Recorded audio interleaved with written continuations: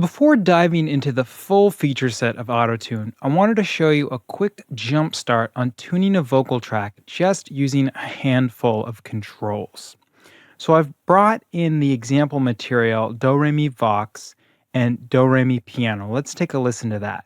Do Re Mi Fa Sol La Ti Do. Cool.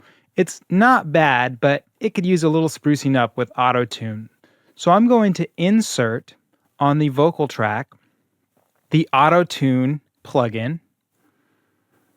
And as this interface comes up, I'm just going to use a handful of controls right now to work with this. I'm going to set the input type to match my specific voice here, alto tenor. I'm going to set the key of my performance, and in this case, it is A major. Now, if you don't know the key that you're working in, you can leave it as chromatic, which will include all 12 notes.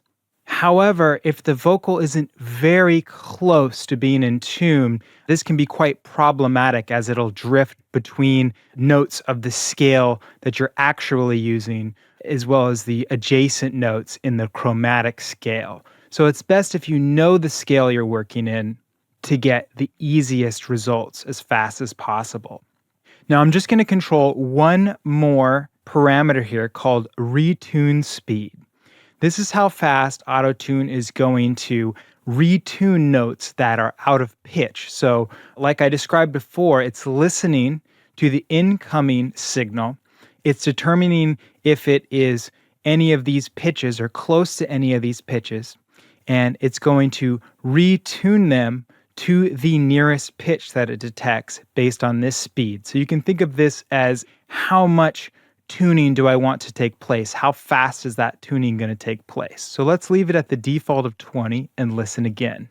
Do, re, mi, fa, sol, la, ti, do. So I can see here the retuning happening in real time. So it's actually pulling the notes that are out towards this 0 point, which is in tune. Watch again. Do, re, mi, fa, sol, la, ti, do. And actually, just with this default setting of 20 milliseconds, it's sounding pretty good. Most things are going to sound pretty good starting at around 20, going up to about 10 milliseconds. And if that's too aggressive, you could back down to 30 or 40. Let's listen to what it sounds like if I set it to 0. Do, re, mi, fa, sol, la, ti, do.